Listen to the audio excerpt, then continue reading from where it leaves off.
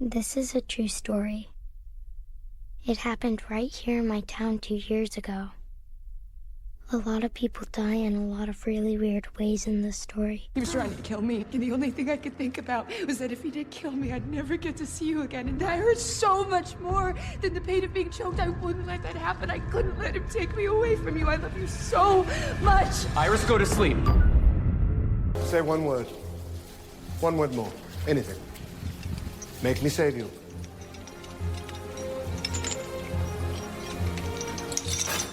Victor.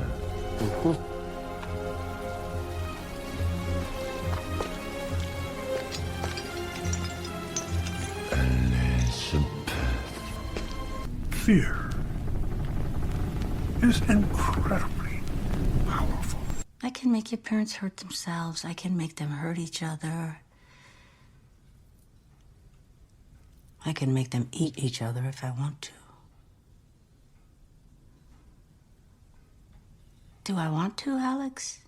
Victimhood is the social currency of these kids today. You that bitch what's been causing all those problems. That's right. I'm that bitch. And if you fuck with death and lose, things can get very messy. You knew I had created something truly horrible. Not something. Someone. I call this one Samson. He's lived in the area a good 3 years now. I usually keep my distance from him, of course. Brief intermission, ladies and gentlemen. There are legends of people born with the gift of making music so true it can pierce the veil between life and death. Baby shark, do do do do do, baby shark, do do do, baby shark, do do do do do, baby shark. Baby shark, do do. Only works if you sing along. Baby shark, do do do do do do, baby shark. Come on, Heather. Do baby shark. Kes küll oleks iial võinud ette aimata, et ühest väiksest patsust poisi juhtis ohtlik mees võib kasvada. Come out and sing, Father. Come out and sing, Father. I have found sanity at such a cost. And you here. Oh, madness calling me back. I cannot die. And I cannot live alone.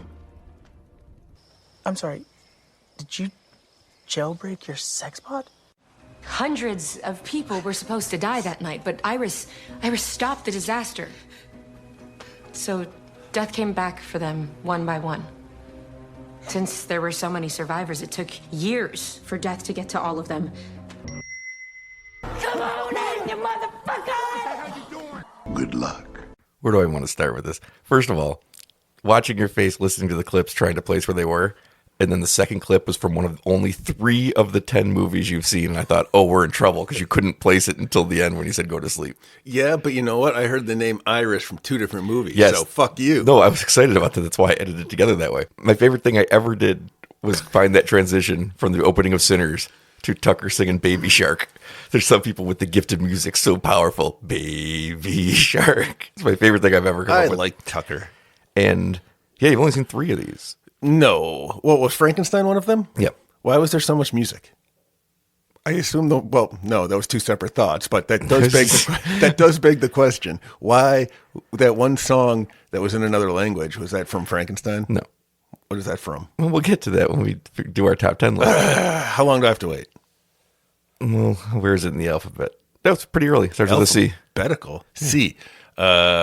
Wicked Part 2. You got no chance of guessing. Even throwing darts like that. Horse. We our annual top 10 episodes of 2025. I guess that's not how we would say that. Our annual top 10 episodes of the year podcast episode. I can't say anything. Are you trying to make a top 10 list of horror movies that came out in the calendar year of 2025? I'm not trying to because I have. Okay, but you can't say it. I can't figure out how to say it annually, but put the year in there. That doesn't make sense. This is our annual. Because that would mean we get through the 2025 list every year. I see the problem. Yes, you see the problem? No, but I'm going to do it. It's time for the Scare Value 2025. Nope. Time for the Scare Value Top 10 Horror Films of 2025. That's all I had to do. It's our yearly annual list. Our annual yearly list. I'll take it. Our anally yearly list. Well, we have Polyp. The 10 best movies. You've only seen 3. It's not your fault. Thanks. On some of them. 3 of them are very, very low budget. What? Are those the 3 I saw? No. Oh. You know which 3 you saw, and we'll get to them. I really don't. I know I saw Sinners and I saw Companion. I don't know what the other movie was that was in there. Okay, well, we'll get to it when we get to it. And we're getting to that one last, so. So it was a good one. Yeah. Wait, is that how this list goes? From worst to best? The 10 best. Okay, but in what, 10 is good or bad? I mean, good, badder than the other goods? The top 10? Yes. Is number 1 the number 1? They're not in order like that. They're in alphabetical order. We do this every year. This is the 3rd episode like this. So every year, you just take 10 and you go, here's 10 good ones from the year. The 10 best ones. But in no particular order. And although they're in a particular order, known as the alphabet. I believe we've had this exact conversation with the same button on it. All right. I wonder if you play all of the episodes back, it's the same conversation. They just fit perfectly together. You know what's fucked up? In a recent episode, we had this conversation. Because my reaction to it was, I think every episode has been the same conversation. All right. So I got you. I get it. I remember again for this year. You remember again for this year? Even though I just explained it to you and you still look hazy on the whole idea? I got it. It's an alphabetical list of 10 good movies from this year. The 10 best movies that you think are the best. The scarevalue.com. Yeah, picked as the best. Okay. You can't say me, because I don't look at this from my own personal taste. What? I look at it from a critical evaluation, not just from, I like this movie the best. There's movies that I love that aren't on this list. And there's some movies that, I feel colder to that are on it. Then what? Okay. Because it's not an opinion list, Pete. But all lists are opinions. Okay. I won't say it's not an opinion list, but it's not based solely on my personal preferences. Okay. I think that's the problem I have with making lists, because everything is personal to me, and I understand that I have no authority to speak on anything. So making a list is impossible. I guess, man. I don't know. Let's just get to it. Because it's you make me sad. That's what Kitty says. Well, almost half these movies are one-word titles, so Kitty'd be very upset. She hates one-word titles. Does she? I don't remember why. What is wrong with your brain? Why does she hate them? It makes no sense. She got pissed when we were doing the Spooky Season Spectacular that too many of these movies had one-word titles. Oh, yeah, that was kind of annoying. So I might not like your list either. Well, there's plenty of movies that I liked that didn't make the top 10. For example, this is why I'm saying it's not personal preference. I liked Good Boy more than a couple of the movies on the list, but I haven't seen it yet. I know, Pete. You're not going to be able to say that for every one of these. Okay. So I'll just shout out the ones I've seen. You haven't watched a lot of recent movies. Don't shout out anything. The 2 Predator movies were good. I like those. Oh, you're not shouting anything. Okay, good. I liked. What were the 2? The animated one and then the real one. The real one came out? Oh, yeah, it did. Okay. Oh, my God. We don't do any prep work for this, in case you wanted to know. Maybe we have to start having production meetings. Would it help? Would it help if I explained basic things like what a top 10 is before we got on the air? We could try. Depends on how soon before, I suppose. There's another movie I really liked called Scared Shitless. The toilet one. Yes, I recommend movies like this. That came out this year. No kidding. Just take that as a given for any of the movies I'm going to mention. All right. Ken brought this movie up, but I really liked Hot Spring Shark Attack. All right. See, that one sounds good. It's completely mental. Who am I, Ricky Gervais? It's completely insane. But it's not critically good. No, I think critics liked it because it was so stupid. Things just turn into action figures to get action scenes through, and I was like, I loved it. That sounds great. It's about sharks that are attacking through spas. They just pop up through the spas and kill people because they're caught in the pipelines, but also they can pop up through puddles of water. Because they're all connected. And then they get super intelligent. And it's completely nuts. All right, I got to watch that one at some point. This is what I mean. Like, I know movies like that aren't the top 10 movies of the year, but I like movies like Scared Shitless and that a lot. See, they rank the same as, like, I guess your... Man, all right. No, you don't do them. You don't do rankings. So we all understand that by now. All right, keep going. I liked The Monkey. I liked Bring Her Back. Those are two kind of heavy hitters that didn't make the list. Okay. Monkey was hanging around that top 10, wasn't it? Like, there was like bouncing. 6 movies for like a couple spots. Yeah, that's what you were saying. And it was a harder year for determining the rounding out the bottom of the top 10 than it has been before. Like, I said this before, 2 movies pulled away this year. They're the 2 best movies. Even when we get to the award show, I nominated 5, but it's clear that there were 2 movies battling. And filling out the other 3 was not that difficult, but even the 5th spot there was like 3 or 4 movies that are like sitting in the same gray area of it could be any of these. And I'm not telling you one way or the other that one's actually better. Just like, this is how it fell. And in that case, I did turn towards which ones were more entertaining. Okay, good. But that can't be the sole thing. Like, you can't make a shitty movie that's entertaining and then also compare it to like a really, really good movie that's also entertaining. Like, you know, if you were entertained more by Hot Spring Shark Attack, it doesn't make it better than Frankenstein. It just doesn't. What are you talking about? It just doesn't. Which is one of the movies that left me a little colder, but it's supposed to because it takes place in the Arctic. All right, I see. So it nailed it. Nailed the feeling. We're going to go alphabetical, which means we're starting with a number. 8. No, 2. It is 2. All right. 2 is the first number. Too Fast, Too Furious, sir. I missed one? Too Fast, Too Furiosa. Oh, a perfect crossover. Yep. 28 years later, the 23-year later sequel. God damn that movie. From director Danny Boyle and writer Alex Garland. And so much of it was great. And I've said this before, the only thing that holds it back from being like, I think in that, even that top tier conversation, I mean, this isn't a top tier, but the top tier is that Danny Boyle's direction just doesn't fit the material as well this time. It's very strange to watch him do a slow story that was the right story and then still try to jam in his flash cuts and his movement. And it's like, that doesn't have to be done all the time. Like so he does slow it down for certain parts, which make it very impactful. He's a very good director, but there are parts where we're cutting to like boots stomping. And I'm like, okay, but that's not really what's happening in the scene right now. Why are you cutting from this to it doesn't quite work this time, which is funny because he's a great director. Well, he's always had that kind of frantic pace, especially in the 28 days. Yes. What's the franchise called? The 28s? Sure. Okay. 28 later. Wasn't that the Sandra Bullock one? That was 28 days. Didn't have the later. See, that's why I put it on. Okay, the later. All right. That was the prequel to all of them because it was the first one. Yeah, right. That's 28 days. This is 28 days later. I got you. Then 28 weeks later, and then 28 years later. This ignores 28 weeks later, as best I can tell, anyway, because he didn't make that one. Oh, no kidding. So he probably produced it or something. It just kind of jumps over from part 1 to 3. It doesn't really matter because that takes place in a different part of the country than. I haven't seen those in a long time. I saw 28 days later before I saw this to refresh myself on it, and all that Danny Boyle style works perfectly in that movie. Which is why when I got to this movie, and Alex Garland was writing something more interesting than I thought he was going to. What was it? It's a story about what death means in a world that's already dead. And it's very good. Like, the script is great. I think the script's excellent.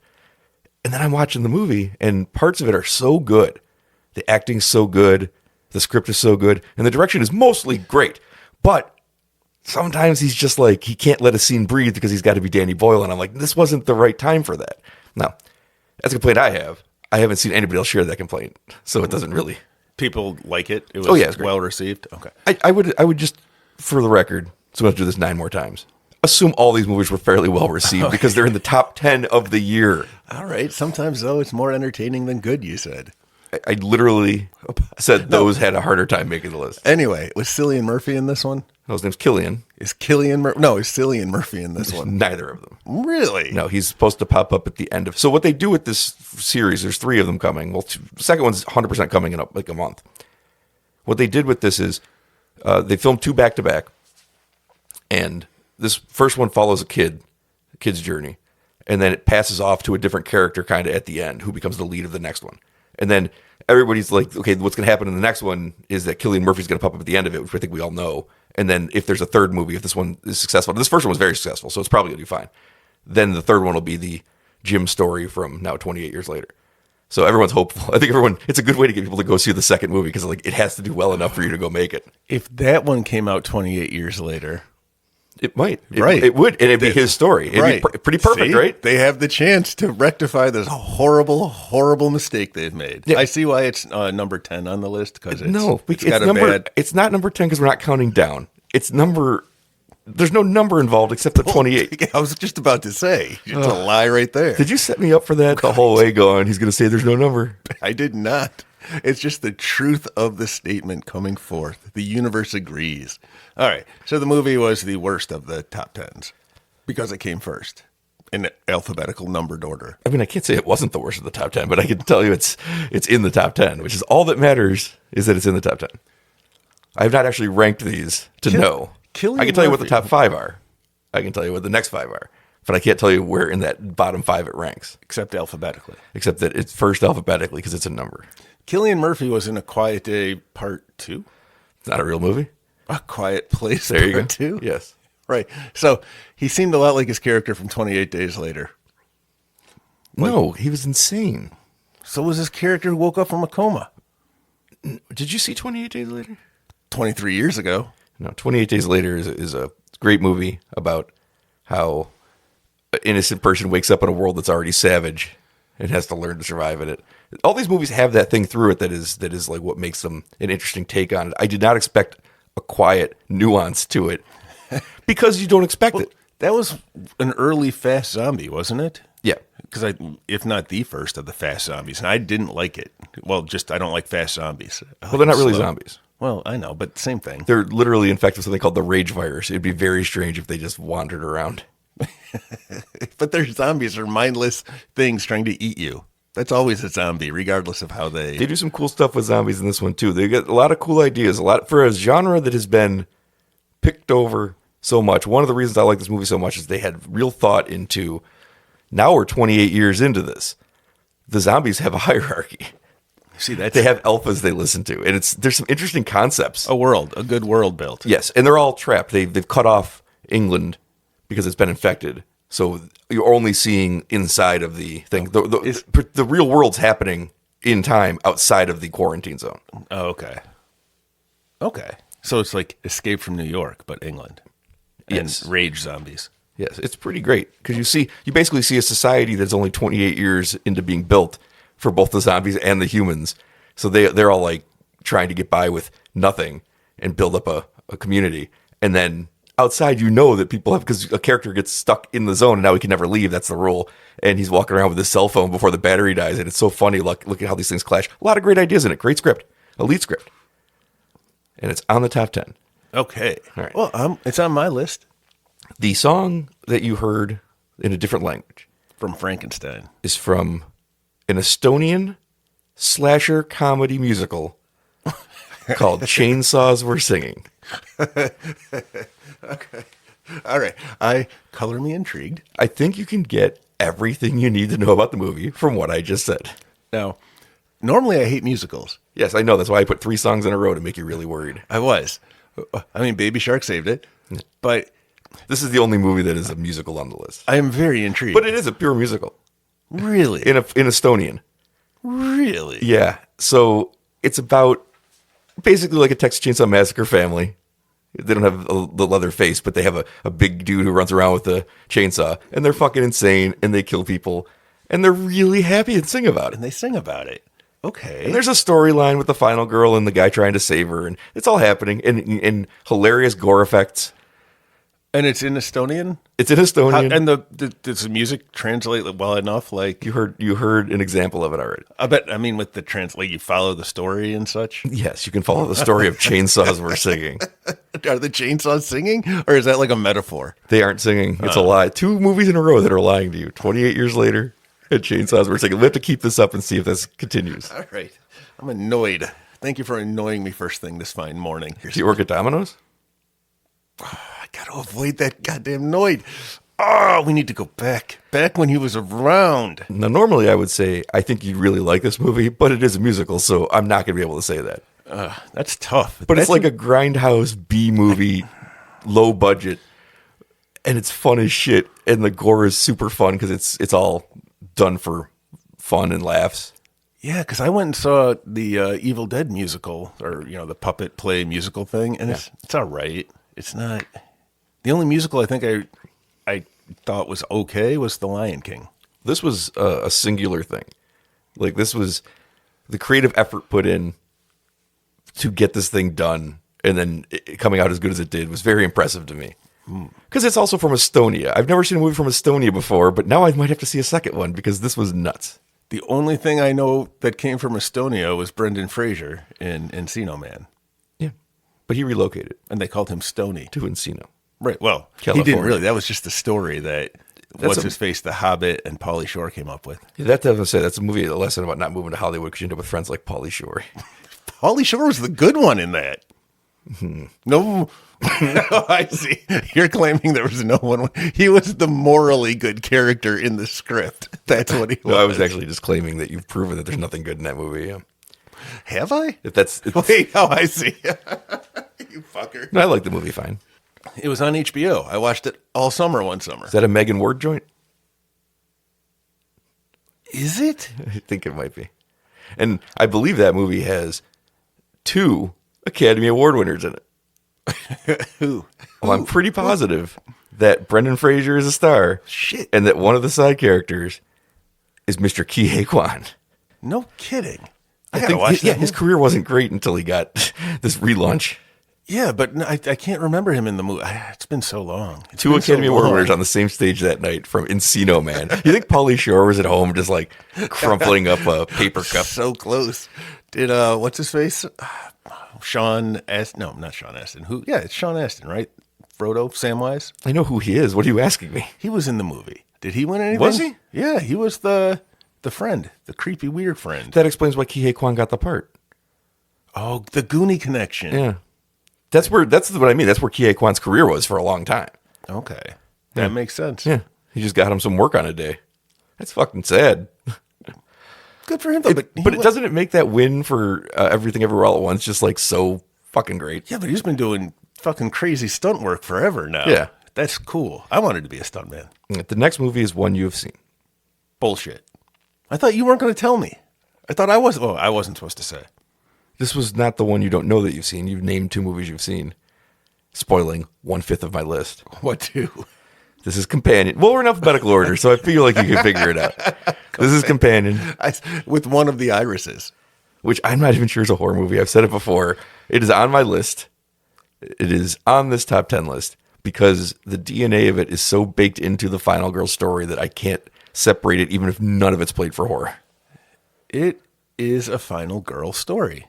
It is the Final Girl story. Spoiler alert for the awards. It's got a real good chance at winning that award. She was really something. I think a commercial on one of the streaming networks popped up before we were watching something last night. And Kitty and I both started talking about it because we saw Jack Quaid there. And we're like, oh, that Jack Quaid. I hate him so much from Companion. But I like him. I still liked him. Of course you like him. He's Jack Quaid. God damn, he's such a jerk in that movie. And he got what was coming to him. But I was sad. Not really, though, because he got what was coming to him. He did. It's a very funny movie with lots of twisty turns. Consistently entertaining, but also like a clever script. It's not just like doing it for like what's the next joke. It's like it's a clever story, which is all the Final Girl arc. And it's a twisty little movie. And normally with those types of movies, once you know everything, you don't care. I'm not talking about major things. It's just it's fun. It's got all these little things and reveals. Once you find out that you know them all, it's not as fun to watch. This one I could rewatch. I've rewatched it. Oh, sure, me too. Yeah. Well, it's one of my favorite scenes of the year where she can't lie and the policeman's coming to talk to her, so she switches to German. It's one of the best scenes. Like that's what I mean. This script is really smart where it's not just that's not a simple joke. That's just what do we have? What have we established? How do we get out of this scene? Oh, I get it. It'll be that's the whole movie's like that where it's way ahead of you. Even when they spoil it in the advertising, it's way ahead of you. I wish I could see it without knowing that she's a robot. But I'll never have that chance thanks to trailers. I don't remember if I knew or I didn't Pete, know. Your brain doesn't work. You don't know now. I know she's a robot. I wasn't saying anything. We'll check back in 20 minutes. Hey, I didn't want to say anything. Oh, I'll save it. Okay. I had to edit an old episode of this once, like 2 weeks ago. And in the middle of it, you said, "Oh, I'll tell you later." And now I'm like, I'll never know what that was. Remind me when we get to Sinners. Stop spoiling this list. By the way, I lied. You've seen 4 of these movies. Ooh. Because the next one is Dangerous Animals. Oh, that was the one I couldn't remember that I watched with you. Yeah, that's right. I don't know how I forgot that because we just did the Baby Shark thing 5 times and I couldn't put together that you'd seen that movie. That's right. I think that was, so that one, oh wait, hold on. Based on your list, this is alphabetical, but it made it. We're 25 minutes into the podcast. He just solved that riddle. So this one was good enough to make it. Pete, critically? Critically acclaimed. Pete, this one was good enough to make the top 5. It was nominated for Best Picture because this is what I was talking about where I had that last spot and I had like 3 movies or 4 movies where I was like, oh, any of these are arguably right in that spot. And then I looked at it and I stared at it for a long time and I went, fuck it. It's Dangerous Animals. That was a fun one. But also critics did give it great reviews. So it's not just we liked this weird movie. It was also, it has the cred. So why is it credible as opposed to... I think it's just as simple as sometimes all you need is a compelling villain, a decent final girl, and then a clever hook. And like, that's all it is. That's all the movie is. There's nothing more complex going on than we got this fucking great performance, great villain character. We got a strong female final girl. And then we're going to feed some women to the sharks. And that's all there is. There's nothing more difficult going on than that. It's not trying or aiming any higher than that. But it's nailing all the things you need. And if you can get all those right, you can have a great movie. You can have one of the top 5 horror movies of the year if you get that right. And I think they did. I think they got all of it right. Case in point, when I say you've seen 4 of these movies, you haven't heard this movie. We watched it with the sound off. But you got everything out of that Tucker character. That's how dynamic he was. And it's on my list to make Kitty watch with me because I want to hear this movie. I want to hear him actually sing Baby Shark to me because I've seen him and he seems like he's having a great time for a crazy person.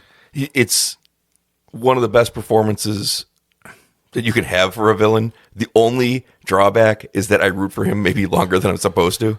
It's the Jack Quaid problem. No, this was worse because Jack Quaid wasn't feeding women to sharks.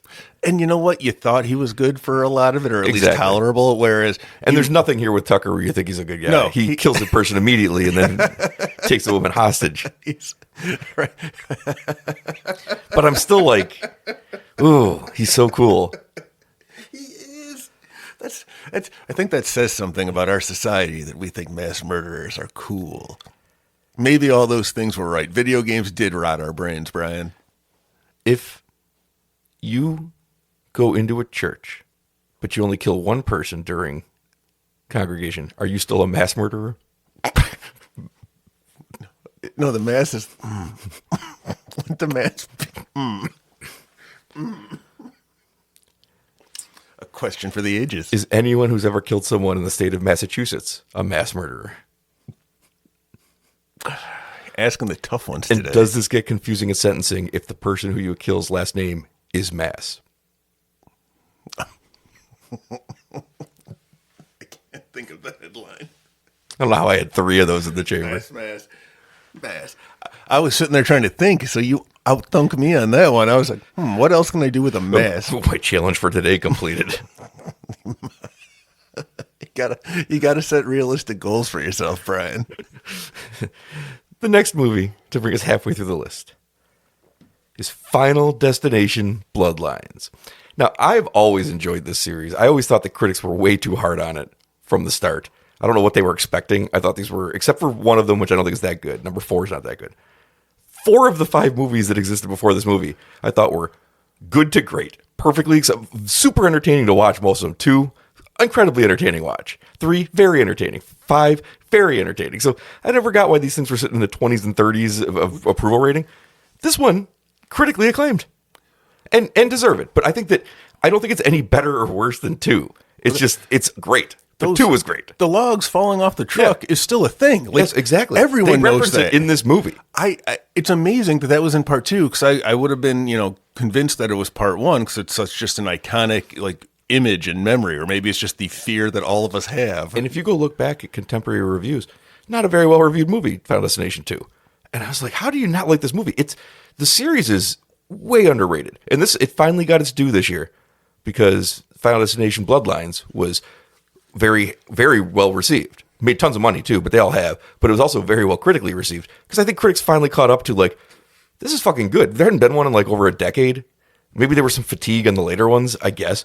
But they saw this one and they were like, oh, this is a good series. Like, fucking shit, it's been a good series the whole time. It's one of the series I've always defended. Is like, I don't know why it doesn't get fans like it, people like it, but critics never liked it. I always thought that was weird. Was this Tony Todd's last role? Yes. Okay, so you think that weighed in to critics' opinion of? He's in the movie for less than 2 minutes. Yeah, but he's been everywhere. And let me ask you a follow-up question. Do you think Tony Todd's horror resume has a lot of critical acclaim in it? Yeah, but he's good. Yeah, I know he's good. Does that matter? But I think maybe this is like, oh shit, we've been sleeping on this guy forever, so we have to give him his due. I don't think critics think like that. And I think that because I'm a critic. But Final Destination series is one of the impetuses of having started ScareValue.com in the first place, because I watch movies, that and the Friday the 13th series, where I don't understand how we're judging these movies. You know what a Friday the 13th movie is. So if you're watching Friday the 13th Part 2, and it's the best version of that, why is it sitting so bad with the critics? Like, no, not everything has to be compared to Taxi Driver. You know what I mean? But I like that. Cause I like Friday the 13th Part 2 better than Taxi Driver. I don't like Taxi Driver. I like Taxi Driver. Did you? Yeah, I don't think I like De Niro that much. It did make me want to shoot Ronald Reagan. Well, I mean, but it's a weird power that movie has, because I heard that story before I saw the movie and I thought, that's crazy. And then I watched it and I was like, I could shoot Ronald Reagan. I think a lot of people had that idea after watching that movie. Yeah, I was actually just hearing my mother cry in the other room because the middle class had been destroyed. I guess that's not completely on the movie. Fuck Reagan. Yeah, fuck Reagan. Yeah, take that. We're political now. Yes, our takes are as hot as fuck Ronald Reagan. You know who I don't like? Ooh. That Chester A. Arthur. That son of a bitch. That's how relevant Reagan is. Well, no, Reagan's super relevant to the economy now, but that's how relevant talking about a guy who died 20 years ago is. And, Final Destination Bloodlines, you've seen the first one, you've seen the second one, you've seen probably random parts of other ones. Yeah, probably. I think you'd love Bloodlines. You don't have to see any of them to enjoy it. It goes farther back with a story that kind of wraps around the whole thing you can include all of the things that happen for 1 through 5 in it if you want to. It doesn't have to. It's telling its own loop. I like that, where you can bring everything in as its canon if you want to or not. It's really up to you. But They give that option. Yes. One of the things that worried people about this movie was that the first 5 movies make a perfect loop, because the 5th one's a secret prequel, and it ends with the characters from 5 getting on a airplane to go to Paris. Were they all older? No, it's not the same characters. It's different characters that are on that plane that died at the beginning of the first one. So it's a perfect loop. And we're like, well, how do you put anything into the loop? This one just ignored it, went back into like the 70s, and then story happening now that wraps around the whole concept of this, with Tony Todd's character finally getting explained who he was, why he was involved in this, why he knew so much. Yeah, he was just a coroner. Why'd he? Because in the opening scene, when it takes place in the past, where this Iris, the grandmother that we see in present time, has saved everybody from the destruction of this Space Needle thing. He's a little kid in it. So he's been on death's list the whole time. And he's worked with her behind the scenes of those other movies to understand what this is, to people come to him for advice because he seems to know a lot about it. This is why he knows about it. So Iris dies in this movie, and then the family starts getting picked off one by one. And Tony Todd's left he's basically the last one. He's the last one to die in that accident. So now that Iris is gone, once it gets through his family, he's going to be last. And he knows that. So he just retires and goes to enjoy his final days. And it's really, really moving, honestly. Oh. But it's great. The movie's great. I'll watch it, because I've never had a problem with the Final Destinations. It's just fun deaths. You're waiting for them to happen. Super fun ones, this one too. It's more of a comedy than the other ones were too, because they really play into how funny the ideas are. Right. Well, one of the characters in this movie is one of the best characters in this series. He's one of the brothers that's targeted by death, but he doesn't believe in any of this, and he keeps narrowly avoiding getting burned to death while he's stuck on a ceiling fan with his nose ring. But he's alive, and it's like, how's that happen? And he's like, I don't believe in any of this. He's like, oh, I'm gonna get hit by this car, and then it passes right by him and it misses him, and he's just like, maybe I can't die. And the whole thing's funny. And he finds out his mother had an affair, and he's not part of the bloodline, and that's why it wasn't happening. But it has a great line where his mother tells him that, and she's like, who's my real father? And she's like, Jerry Fenbury. He's like, oh, Jerry Fenbury. Is this why he always wanted to play catch? Movie's great. That's good stuff. Movie's great. All right, I'm going to put that one on my list. Hilarious character and hilarious use of the concepts, because you don't know for a long time he can't die. Yeah, because he can die, but he can't die. And that clip at the beginning where he says, you fuck with death and lose, it can get messy. That's kind of what ends up happening to that poor guy who's actually not on the list. Okay. All right. I'll put that on my to watch. It's a great one. Streaming somewhere, probably. I'm sure. I know it is because I saw a Final Destination collection. I assume that has all of them. Maybe. Sometimes you get the Friday the 13th collection, which is the first 8 movies from Paramount. That's bullshit. It's still a collection. It's just not a complete collection. I didn't say the word complete in there. Still bullshit. Yeah, all right. Next up, we have Five Nights at Freddy's 2. And I'm just fucking with you. It's the worst movie I've ever seen. Really? Pete, I really struggled. I liked Matthew Lillard a lot. He's barely in it. I struggled a lot with reviewing the movie because I give you 1 star for just being a movie, and I've only had one movie in history fail to achieve that, the Psycho remake. That's right. And this was the closest the movie came to getting the half star and just being like, you're not even a movie. I refuse to deem you a movie. No, I actually watched the first one this year. Yes, and relatively it looks recently. like Citizen Kane by comparison. What on earth happens in this second movie? Nothing. The stakes have never been lower. But I know what the problem is. They let the creator of the video game write the movies, which seems like a great idea, right? Except he's not a screenwriter. And this movie, it has no beginning. It has no ending. It has no point. There's a part where poor Josh Hutcherson is running around, and it almost like he looks at the camera and goes, well, what am I supposed to do? Because, like, I don't know how he could find any motivation in anything this character's doing or any of the scenes. And I swear he's breaking the fourth wall because he's asking the director, like, what am I supposed to do? Now, it left off in part 1. It doesn't matter. Okay. It does, but it doesn't. It just doesn't. All right. Matter. It's. Now I kind of want to see it. I can't describe to you the feeling of watching it in a fucking crowded theater and just being like angry knowing it was going to make money. And then it made a ton of money. Were people excited? Nobody was excited while they were watching it. Nobody was excited when they left. But they all showed up. Oh my God. Well, this is the top 10, but I had to bring it up because holy shit. It takes a lot, because for you to just struggle to come up with anything nice to say about a horror movie is a thing. And it's a wildly successful one. So I'm left in that bad place where any horror movie that makes a lot of money at the box office is a good thing, but it's also like the most brain dead, worthless, shitty Blumhouse movie, and I hate it. Was it a Blumhouse movie? Yeah. Blumhouses. But they're gonna. Why would they change? What are they gonna take the script away from him? No, even though he writes terrible movies. No, because it's making them a fortune. That's kind of what they do now. They just trot out whatever money they can chase, right? Well, I just want Scott Cawthorne, the creator of the Five Nights at Freddy's series, to know he sucks. You suck. Yeah, he's gonna be real upset. He's raking in millions of dollars. You suck, buddy. What? You're the worst screenwriter getting paid to do things right now. Why didn't you just give the plot and let somebody else figure out the beats for the screen? Well, having seen the movie, I can tell you the answer to that. He didn't have one. I am so intrigued by this movie. And then off in a place where it's like, see you next time. And I'm like, they might have been the guy. It might as well have been a person looking at the camera and be like, ooh, this will pay off in part 3. Maybe. It's a Back to the Future part 2. Oh, I hated it so much. But on to better movies. Okay. Well, it's tough. This is one of the ones I want to see the most now. We might do a watch along just so we can try to figure out what's going on. Try to figure out, here's the ultimate, try to figure out the 3 acts in this movie, because it's just like a child scribbled ideas down and they had to go out and film them. All right. No narrative ideas whatsoever. I was dumbfounded. Let's see. And not in an artistic way, in a I've never seen a movie before way. I wrote a movie without seeing one. It's like Helen Keller wrote a movie. Oh, man alive. All right. We are up to I don't know what Still we're in the up to. Fs. Let's see if you can sell another movie as well as you just sold me on Five Nights at Freddy numero dos. I'm not going to slay on this one as well, but I might slay on a couple ones coming up as well. We have Frankenstein. Ooh. The most lavishly produced, best straight adaptation of Mary Shelley's novel probably ever. Not the best Frankenstein movie of all time. I'm going to say it again. I've had this conversation once before. Bride of Frankenstein remains unchallenged as the best Frankenstein movie. I think even 1931's Frankenstein is probably better than this. I'm sure it is. But, well, no, it's just because it's a different thing. But they're not doing Frankenstein. Those are based on a play.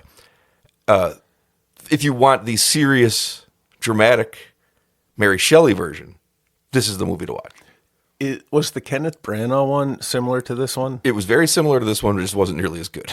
Okay. That's where we end up with. Now, they like the Branagh one, it makes changes, but I think all of their changes that Del Toro makes are great. I love what he did with the Elizabeth character, taking her from a nothing character in basically every form of the media into being a much better character in this one, because she's not just Victor Frankenstein's muse and lover. She actually detests him. Ooh. And she's marrying his brother. And she finds out about the monster, but she's a really compassionate, caring person. The only other person besides the blind monk that ever treats him kindly. And does he make her Mrs. Frankenstein's monster? I told you it doesn't happen. Oh. But Victor Frankenstein does kill Elizabeth accidentally. And she does care for the monster. The monster cares for her. So, like, it would have worked out that way had he ever agreed to make the monster. Now, that never happens in the book either. He says he'll do it, and then he quits, and he's like, I'm not doing it. It's a bad idea. And then he kills Elizabeth in return to pay him back. So I'll see you on your wedding night. And then she comes and kills Elizabeth. I like this better because the only monster in the movie should be Dr. Frankenstein. Yes. Now, the problem with the movie is the one thing that keeps it back a little bit is that thing I'd read that, like, people just say the obvious too often. It's totally true because his brother's dying in his arms and he's like, you're the monster. And I'm like, I got 2.5 hours of you proving this. I don't need him to just look at the camera and tell me that. Sometimes you do, though. Sometimes you do. Yeah, sometimes there's people like me in the audience, and you got to spell that shit out for somebody. It's one of those movies I wish I had seen in the theater because I would have known instinctually in that moment to go, oh, and everyone would have laughed because it was that dumb. But it's like one line in a whole movie that is actually really, really, really good. Yeah, but you don't seem super enthused about it. It's one of the... Well, if you go back to the conversation we had at the beginning of this, I have movies I like more than some of the movies on this list. This is not Brian's list of my favorite movies of 2025. That podcast is next week. No, this is the top 10 movies, and it's undeniable. This is like Nosferatu last year. It's undeniable. Yeah, I watched Nosferatu. Yeah, it's great. It's not for me. Not for me. I said that too the other day, out of context to anything. But I can't deny the craft that goes into making something like that. And this is like Frankenstein. Frankenstein is like a lower version of that because I think Robert Eggers' style fit that material like a glove. And Del Toro's trapped in the we've made Frankenstein so many times and it's always going to look the same. Yeah, I would have thought that with Dracula too, though. Castles. Well, but Robert Eggers is different, man. He's just his visual cues are just completely different. Del Toro's making something that's going to take place in a reality. So it's going to look like that. It's going to be great if you care and if you haven't seen it 100 times. But that's not his fault. So I can only judge it on what he's done. What was I saying? I don't know. Because you got me thinking now. And why do it? Like, why make that movie? Oh, he's been dreaming of making that movie his whole life. And again, his changes are great. He also, the first half of the movie is told from Victor Frankenstein. It's all his story. And then the monster shows up and tells his story, which is what happens in the novel anyway, but it's easier, it's better this way than it is with him being like, and now I'm going to tell you this part too, because it's all Victor Frankenstein in the book telling the ship captain. Right. So now the monster barges in and he's like, he told you his story, I'll tell you mine. It flows much better. And at the end of the movie, I've said this before, one of the things I loved about Bride of Frankenstein is that he forgives well, it's not Victor in that one. It's Henry. He forgives Dr. Frankenstein in that movie. He forgives Dr. Frankenstein in this movie too. And I like that better as an ending because that's the point. The point is that he's more human than anyone. So why is the ending of the book him being just pure monster? I never liked that. And Del Toro didn't like it either because he changed it. Now, Branagh changed something for the better in his movie too. He did make Elizabeth the Bride of Frankenstein. And he did bring her back. And she ends up killing herself because she's a monster. And I enjoy that arc too. That doesn't play out in this. That doesn't play out in the book. That's the change he made that I thought was great. All right. So you can do little changes, but the structure. Usually to Elizabeth, because you realize that, like, if you're writing a modern movie, you can't just have a character be like, remember Elizabeth in the two Universal movies? She's like the most nothing character. They recast her and nobody remembers it. I don't remember her at all. No, exactly. They recast her and nobody noticed because she's just such a nothing character. The next movie we get. We're at F. So we're past F now. We're on Ichabod Crane. It could be anything from Gian. If you remember last year, this is the stupidest thing I've ever said. Last year, we didn't have a movie start until L. This year, we're 6 in and we're still in the Fs. Ooh. Was it Longlegs? No, but that was from last year. I'm very impressed. It was Late Night with the Devil. Ooh, that was another good one. You know why, Pete? Because it was on the fucking top 10 list. Starting to sense a theme here. Well, here's one you haven't seen called Paternoster and the Mission of Light. I don't believe I've heard of that one. No. There is a note from the director at the very end of this movie, at the end of the credits, which you'd love, where he said, "We made this movie for the price of a used car. Just get out there and do it." The movie's fucking great. The story is about a girl who finds a record at like a used record shop from a band whose records are hard to get. And they supposedly made an album that makes the people who listen to it go crazy. But nobody has been able to find this album. And she finds one, and she gets invited with her friends to go to their compound where they've hidden away. These hippies have hidden away since like the 70s. And things get fucking insane. Great gore effects, great culty stuff that's actually fun and not just overly done culty stuff. Just one of the wilder movies of the year. Likable characters all over the place. Made from nothing, so they must just had the location they could use, because the location's like the whole thing. Okay. Just wildness, fun, crazy stuff from beginning to end. What's it called? Paternoster and the Mission of Light. Paternoster means Holy Father. Okay. In Latin. But that's Our Father. Okay. In Latin. It's a religious thing, I'm guessing? Yes, yes. So that part of the opening clip where they were singing "Come Out and Sing, Father," that's a music video from when they were around as a band. Now they're all old people, and they're fucking insane and have blood rituals they need to complete. Pete, I loved this movie. And I never thought about the cost of it until it got to the end, and the guy pointed out that he made it for like less money than you could ever expect. So, because I'm thinking Hereditary I saw recently, and it looks like an almost bare bones effect, but it's so nicely... Something in cults. That's why I went there. Yeah. And it seems very simple, but they spent money on that probably. Not really. $10 million. It seems like a lot for of money. For a real cast. Yeah. But see, $10 million seems like a lot of money versus this was a used car. A used car. Yeah. And it's got the same vibe to it. Didn't say that at all. You picked that up because you'd seen Hereditary recently. And Am I right? No. Oh. No. This looks very lo-fi, which fits the grimy, grungy feel of the movie perfectly. Not Rob Zombie, grimy, grungy. No, that's filthy, wilthy. Right. That's what I'm going to call it. If I were you, to be like, your movies are filthy, wilthy. They are. And your people are disgusting. Take a bath. No, that's one of the movies. There's 3 movies on here that I know no one's seen. And that's one of them. That's one of the 3. And that's why I don't blame you for being lower this year on the number of movies you've seen, because 3 of them, Thanks. like, you would have to have. These, first of all 3 of them I think are fairly recent, popped out on a streaming or on a VOD. You would have to know to look for them. And you're not going to see advertising for Paternoster and the Mission of Light. This is the advertising for Paternoster and the Mission of Light. I think it's one of easily the best 10 movies of the year. It's not 10th. If I was doing the list, it's not 10th. So I've got this one. I'm excited. I'm more excited to see this than Five Nights at Freddy's 2 now. You've sold me on this one. Well, there's another one I'm going to sell you on later. All right. You've seen 2 of the last 3 movies. The next one is Sinners. I saw that one. Yes.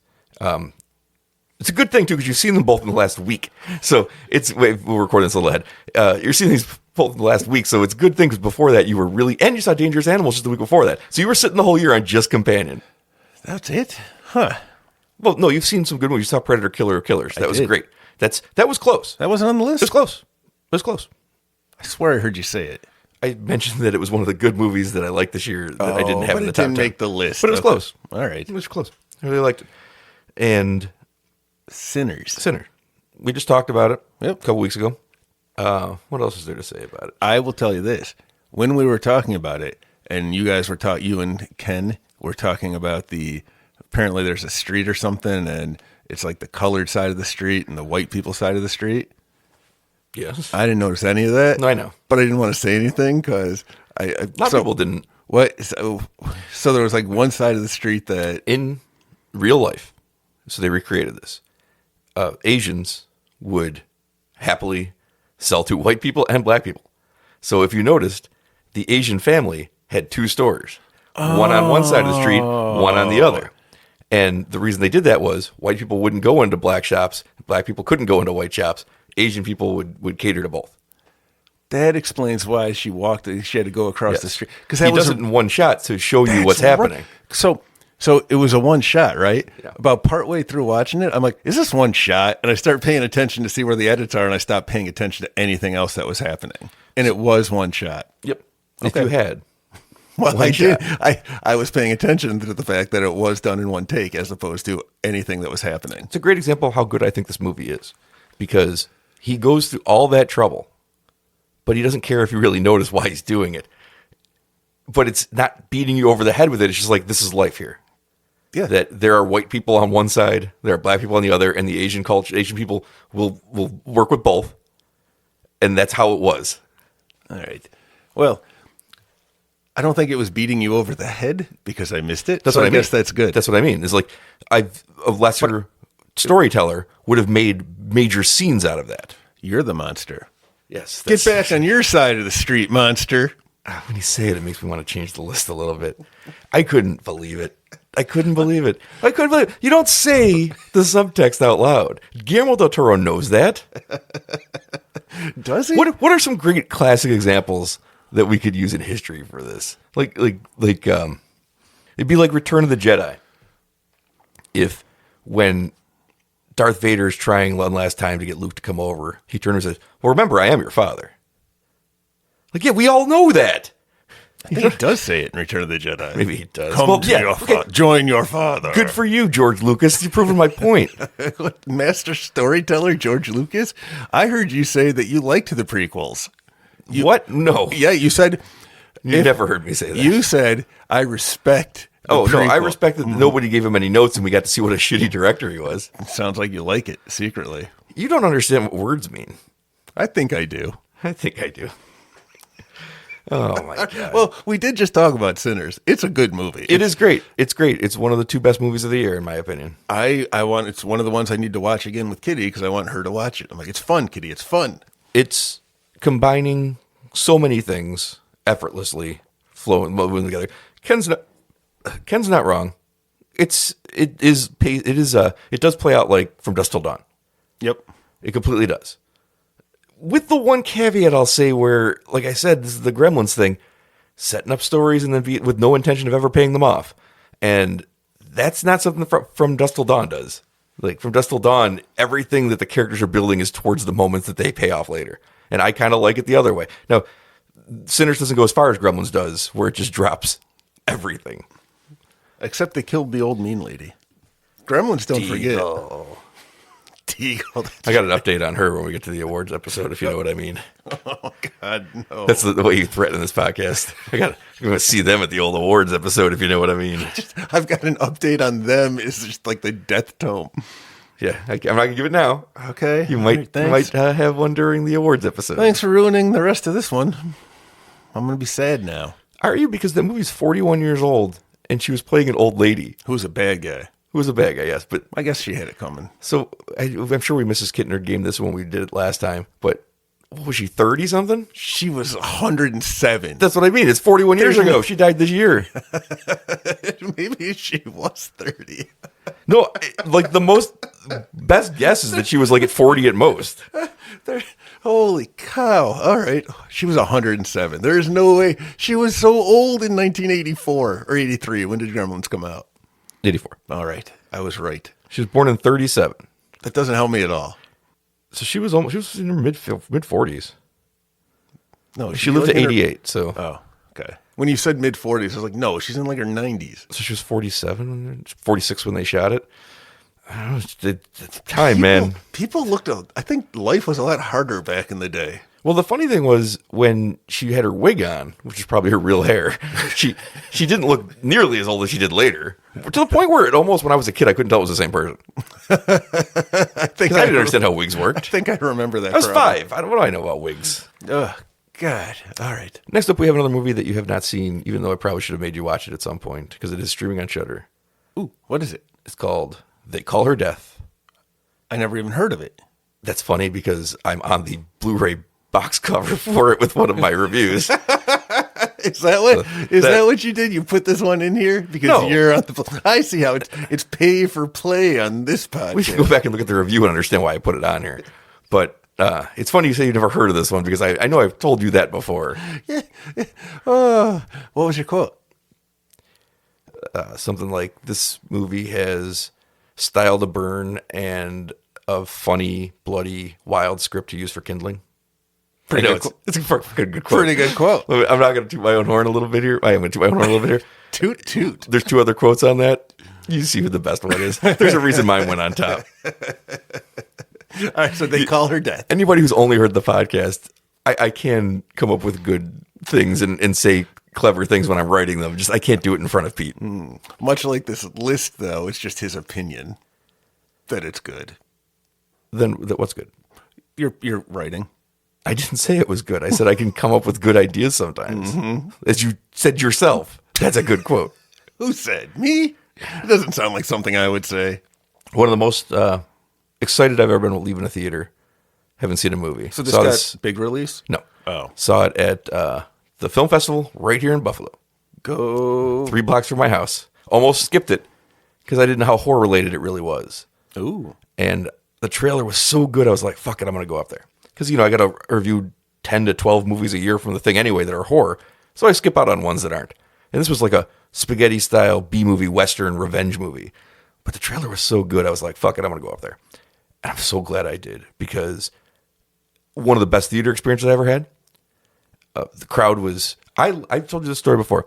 There's a moment early in the movie that I laughed out loud, which I rarely do, especially in public, very hard. And nobody else laughed. And then a minute later, something happened and everybody laughed. And I was like, I was right. This is a comedy. Because it's all being played so extremely over the top. And the directors were there. The director was there and the filmmakers, the producer and other people were there. The director's there and he says, this was one of the first screenings I think they had at a festival. Might have been the first screening they had at a festival that was out of their hometown. And he's like, always curious how it's going to land, if people are going to get that it's okay to laugh at it. Ooh. And people are laughing in the right spot. And I was like, well, I was laughing before that. Because I laughed so early in the movie at something. Because the idea was so extremely silly. In a movie that's serious. That was perfectly done. And the whole movie's like that. Pure entertainment. Now, there is horror elements. Because the story is a woman whose husband is wrongfully shot. And she goes to get bloody revenge on the system that has done this. So you're having fun the whole time. She takes a guy's balls out and beats it with the hammer. It's having fun. But partway through the movie, she dies. She fails. And then death offers her the power to go kill everybody and finish her mission as long as she gets her soul into that. She's like, yeah, fucking bring it on. And then she goes back as an unkillable machine. It's fucking great. And it's shot on film, practical effects, practical stuff. They actually built miniatures to burn a house down. It's so fucking good. It's on Shudder? It's on Shudder. Okay, I'm going to watch this now. We're done here. This is the one you sold me one on. Left. Fucking hurry up. I want to go watch. What is it? I don't even know what it's called. They Call Me Death? They Call Her Death. They Call Her Death. Not me. Her. I loved it. On Shudder. Loved it from the moment I saw it, the moment it started, and almost missed it. Almost missed the whole thing. This sounds like everything I like. Yeah. Comedy, practical effects, horror. Pete, if you go back in time a year ago when I watched it, over a year ago when I watched it, I'm sure I told you this. I don't believe that. That you never tell me anything. You keep secrets. No, we had an episode where I know I told you this on the air, like 11 months ago, or I'm sorry, 13 months ago. Because that festival's always in like August, so maybe 15 months ago or 14 months ago I told you this. I wish there was some way we could figure it out, but yeah, I guess we can't. It might even be the title of the episode that Amazing Fantasy Fest is now. So go listen to that one, and you can hear me rave about They Call Her Death, a movie that he's now telling me he's never heard of, and I never told him was good. I would have watched it if you had told me. This sounds amazing. It is great, and this is what happens. This is I see a lot of movies at festivals, both in person and online, And 3 movies from festivals made this list, and I saw them last year. But you don't know when they're going to come out. And that's one of the things I should have said to start this, both for this and the awards. Only movies that were widely available in 2025 are eligible. So sometimes it'll be movies. I've seen movies this year that would have made the list that aren't out. So they don't. So it's tough for my brain to. It's like a distribution has to happen where. I didn't know Pater Noster and the Mission of Light had come out until I was making this list. And then I saw it came out and I was like, oh, fuck, great. Because I knew that was making the top 10 at some point. So we had 3 movies this year that I sat on for over a year, or for over half a year at least, sometimes over a year, and waiting to see, is it going to get a release? Because that's how I count it. This is the other reason I don't like your lists, because then you give me a bunch of things I want to watch, and I got to add to my ever-growing pile of stuff I don't have time to watch. You've already forgotten.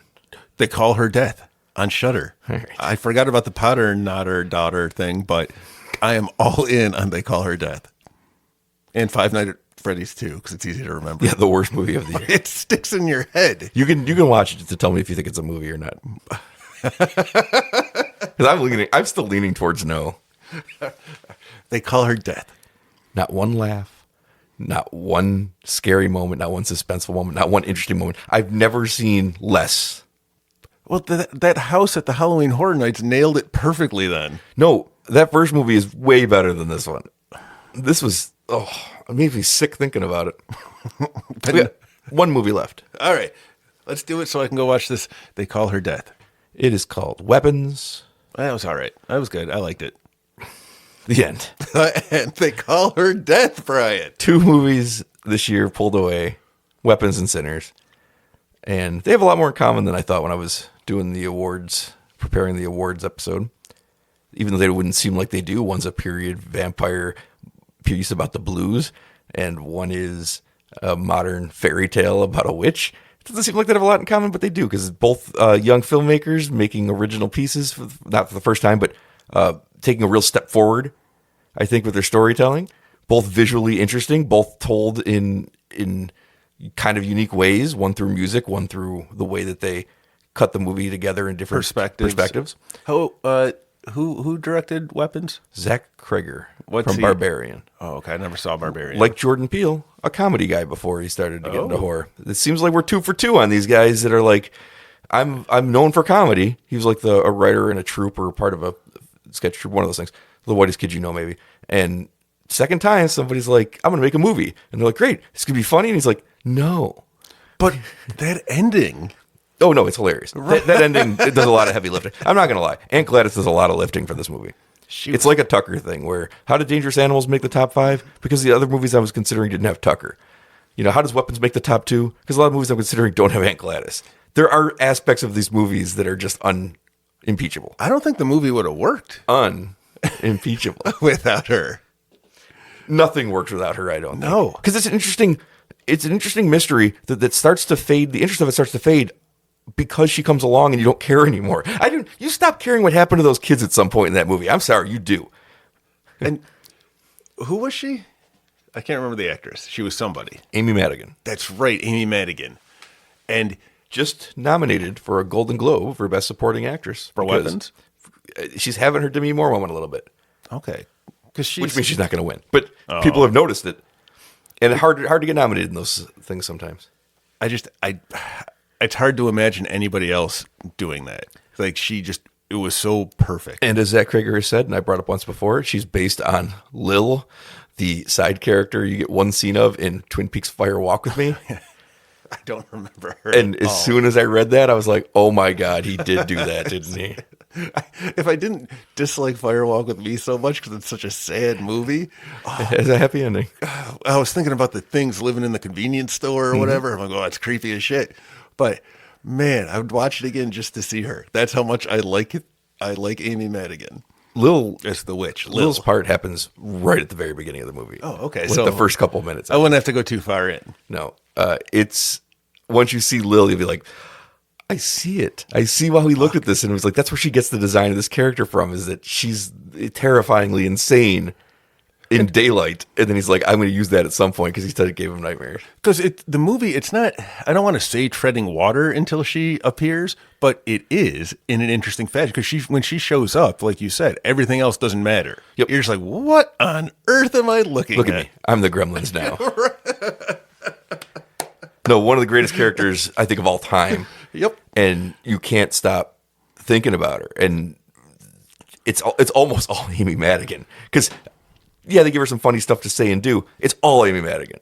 Like, for sometimes, I think the Weapons script is excellent, actually. Oh. But it has a great cast, too, so everybody's doing a great job. But then she comes in and she's, like, slamming the door shut, and everybody like, no, I'm awesome. Everything is so fucking odd about what she does and how she chooses to be. And you're right. The script it's not, treading water feels too harsh because it's good. I'm so interested in what's going on at the beginning of the movie. The problem, it's not a problem. I think that the thing's great.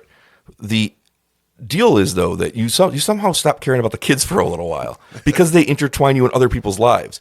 What did the cop in the junkies story? I know he finds them. I know that happens in the story, but that's the fourth story. So you're getting through the whole cop story before you get to that junkie story. So it's not about the kids. So you're dealing with these two characters like that have nothing to do with it. Will it have something to do with it? Yes, that's why the script's great.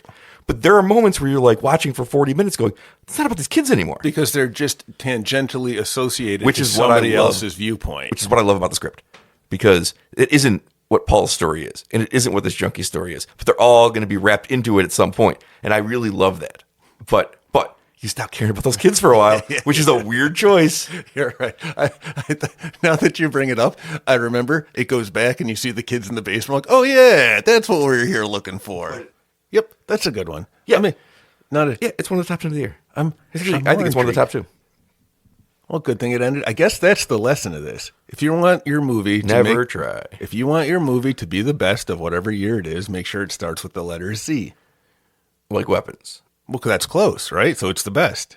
Because it's the number one. It's the last one you do, and that's traditionally the best.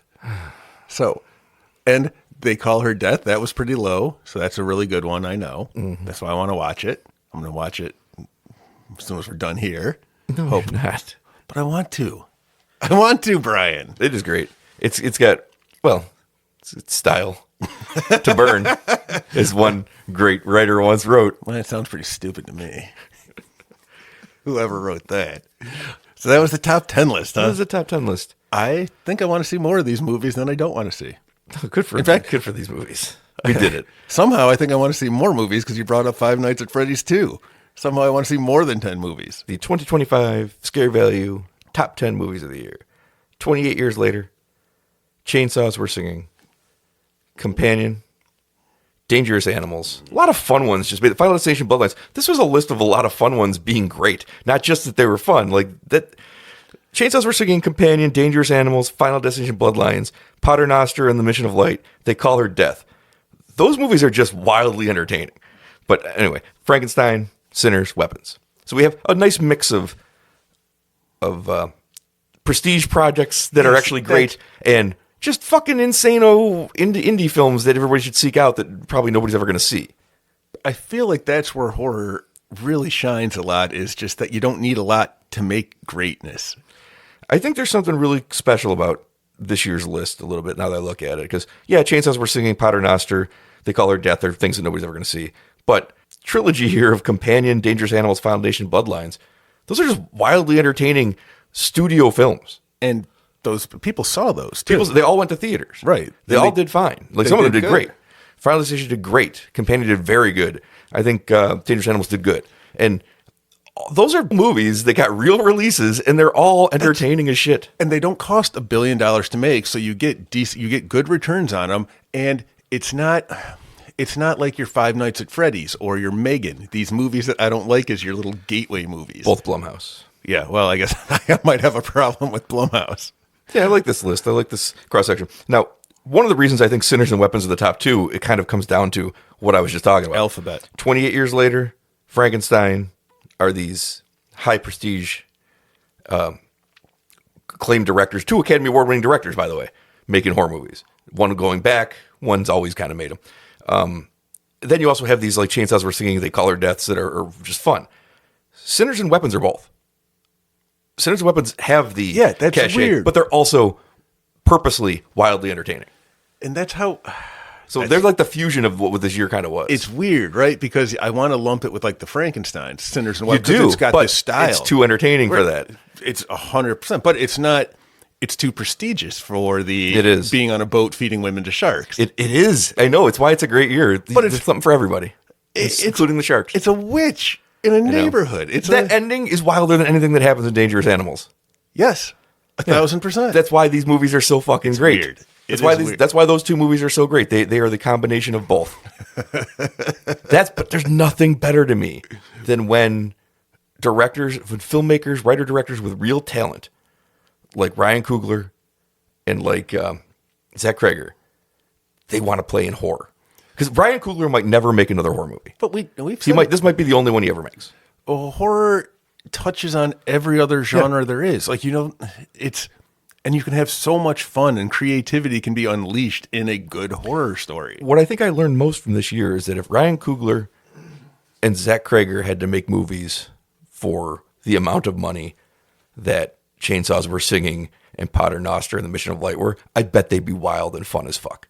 Because they did it anyway in movies that did cost money and did have budgets. Now say I'm looking at Del Toro or what's his face there? The other one, Danny Boyle. Oh, yeah. 28 Days Later is that. Seemed fancy. No. All right, It felt handheld. Oh, maybe that's why I didn't go back, because I didn't like the shaky. Yeah. All So right. they all, that's what I mean. But sometimes those are what the great directors come from. But this was kind of the opposite. This is like great directors going, let's play in this genre. And I know that if they had to make something for no money, and I mean, Ryan Coogler will never have to make anything for no money. But this goes back to my Christopher Nolan point. Every Christopher Nolan movie opens and makes like $800 million. Why doesn't he just self-finance a movie for $1 million and put it in the theaters?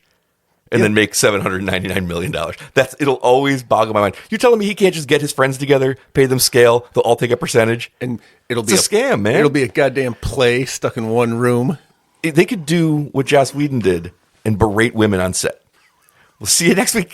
We could do like with Much Ado About Nothing, where he just gets his friends together, films it at his house. The movie's great. They could, but if it was by Christopher Nolan, and had Michael Caine and Matt Damon and Cillian Murphy, everyone, Robert Downey Jr. It would make $1 billion that they could pocket. Why is he not smart enough to figure that out? Oh, because he cares about his art. Fool. Like people sitting around Christopher Nolan's house while Robert Downey Jr. tells drug stories isn't art. Fools, I say. All right, now time for your top 10 list. My top 10? Of the 4 movies you saw. I like Superman. Yeah, that's great. I like Weapons, and I like Sinners. Yep. Fantastic Four. Yeah, you know what? Thunderbolts. Thunderbolts was good. What else did I see? I saw a whole bunch of horror movies, too. Dangerous Animals. I saw Dangerous Animals. Companion. Okay, stop naming the stuff that you know that I saw. I was trying to think of something I saw that you don't know that I saw. Well, from this year? Oh, I watched 8-Bit Christmas. That's not from this year. Yeah, no kidding. Pretty stupid. Like, it was really stupid. And they tried to hit on the... Why is Steve Zahn the bad guy? Oh, I don't know what movie you're referencing. I knew it wasn't from this year. You know how? How? Because you brought it up. Oh, I see what you did. Oh, yeah? What about Predator? Killers. Yeah. Yeah. This is this year. Okay, see. There you go. I brought 10. it up. There's 10. There's something else I saw. God damn, it's going to bug me. It's a Jaws 4DX. That was fucking awesome. Go see it if you haven't. Yeah, in 4DX, where it hasn't been in months. Go figure it out. All right. I can't think of any movies I saw. I'd have to look at a list of movies that came out this year. That Jaws 4DX thing is so funny to me because I just got mad once again at a director for saying, James Cameron, who I've mad at a lot, who says the dumbest shit. He says things like, a movie has to be in theaters or it shouldn't get award nominations. And I'm like, that's the dumbest shit I've ever heard in my life because you're James Cameron and you can put blue slop on the screen and people will go see it and never talk about it again, but they'll all go see it. But like, you know how many directors will kill for any release strategy? And then imagine that movie gets picked up somewhere and the critics are like, this was a great movie. If it's happened to go to Netflix, if it happened to go, okay, that's actually a good thing to have now streaming. But like VOD, some of these were VOD releases. Like, you're telling me those movies don't have value because they weren't on a big screen? They couldn't get on a fucking big screen. Well, you see, he said that he's got 5 of these Avatar movies, and if this third one doesn't make any money, then he's just going to release the other 2. It's going to make money because it's a money laundering scheme because nobody goes to see them, but they make $2 billion. Now, hold on. So he says that. And I immediately get angry because of how many great filmmakers can't get their movies into theaters in the first place. So now he's demeriting those. But also, he also is one of the people who's made the most money on DVD sales and the rights to his Terminator movies, the rights to his Aliens. So is he going to give all that back because he doesn't consider it so beneath him? Of course not. This was my Spielberg issue when he didn't like that either, even though his movies have spent almost their entire... See, how many people are alive that saw Jaws on the screen in 1975? Not that fucking many. That was 50 years ago. Less every day. Less every day. That's probably literally true. So we saw it in 4DX, and that, remember, he pops up his little face, and he's like, this is the best way to see the movie. And the first time I saw it, I was like, fuck you, Steven Spielberg. I didn't say it out loud, but I was thinking it like, fuck you. And I saw it, and I was like, fuck, he was right. Like, and it bothered me so much that he was right, that the best way to see Jaws was a post 3D conversion 50 years after the fact in a moving theater with water effects. And I went, damn it, he got me again. Yeah, but he still makes shitty movies, so fuck him. But he made one. Yeah. He made a bunch of great ones. This was one of the great ones. And then he stopped. And I want him to put Jurassic Park in 4DX. I want it all. Can you imagine when that Dilophosaurus spits on Nedry?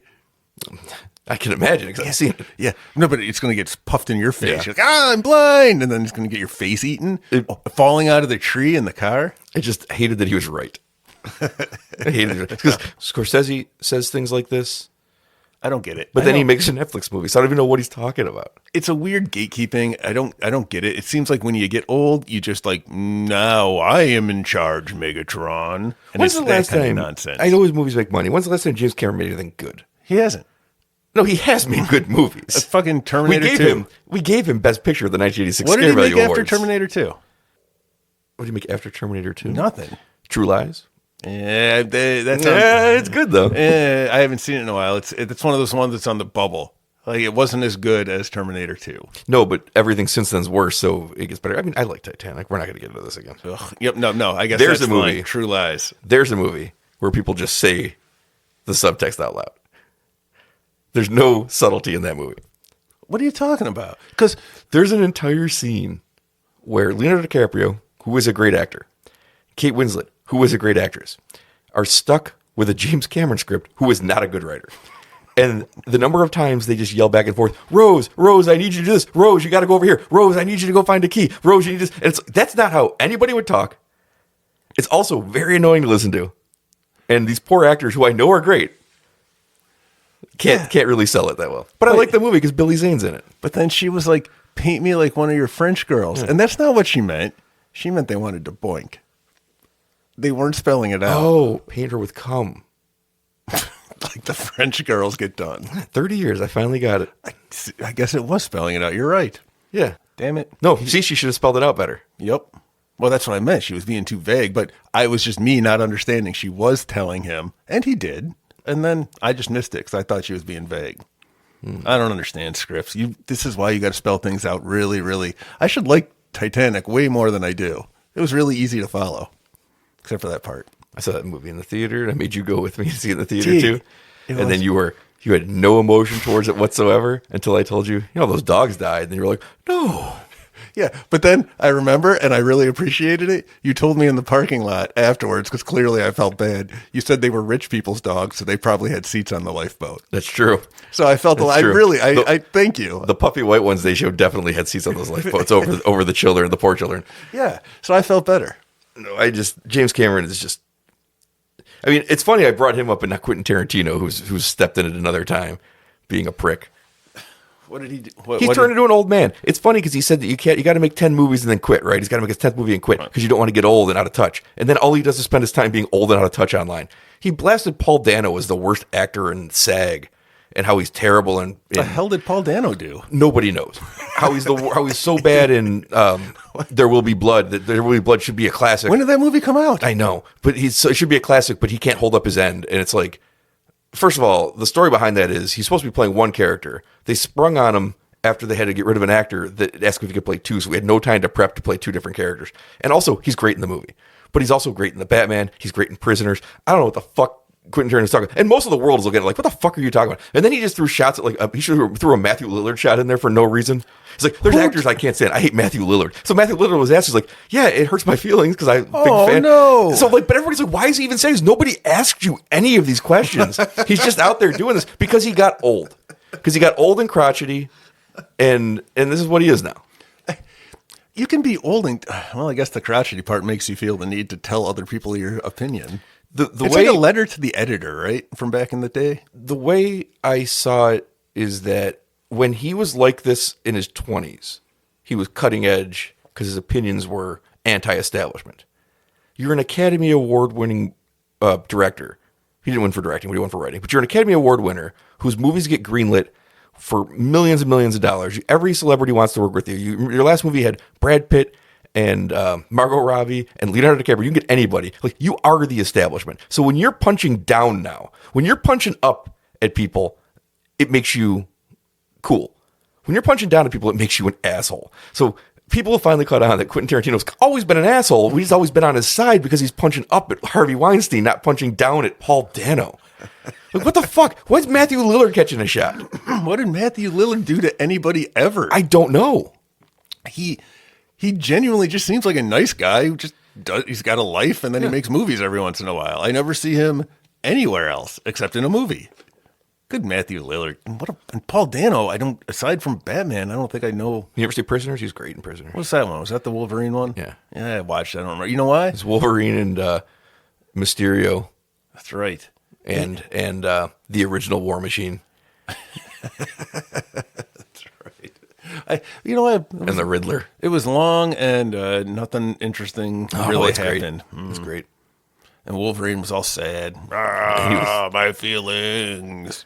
That is what he sounds like. They say it out loud. That's one of those movies where they just they say what they're feeling. His argument with Deadpool was better. You hate when people sing the scene. I hate when people explain the scene. That was a weird moment in Prisoners, an otherwise great movie, where he just turned to the camera and goes, "Oh, my feelings." I like it. It lets me know what's happening.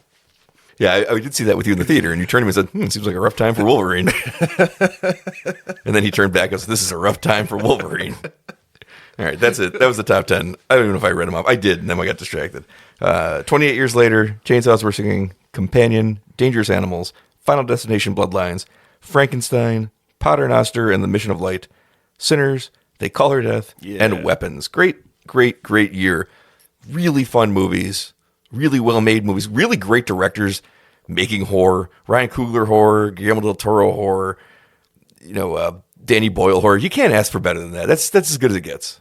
And a bunch of really entertaining ones. And a bunch of super entertaining ones with people who I hope to see get their chances with bigger budgets at some point because they have that spirit of fun and wacky wildness. And it translates. Look at Weapons and Sinners. You can have fun and prestige. Yeah, great year. I hope more great directors jump in this year in 2026 and see more. I know that we'll have the new Robert Eggers movie about werewolves, I think. Ooh, I like werewolves. And it's a period piece, of course. He said I'll never make a movie with cell phones in it. So 1980s? Could be. That'd be exciting. Could be. And that comes out on Christmas Day, so it's going to fuck up when we do this again. We need another Werewolf in movie. I need him to pick another day for his movies to come out. Because it's very annoying to have to wait till after Christmas. This year, Anaconda came out on Christmas. We were all set.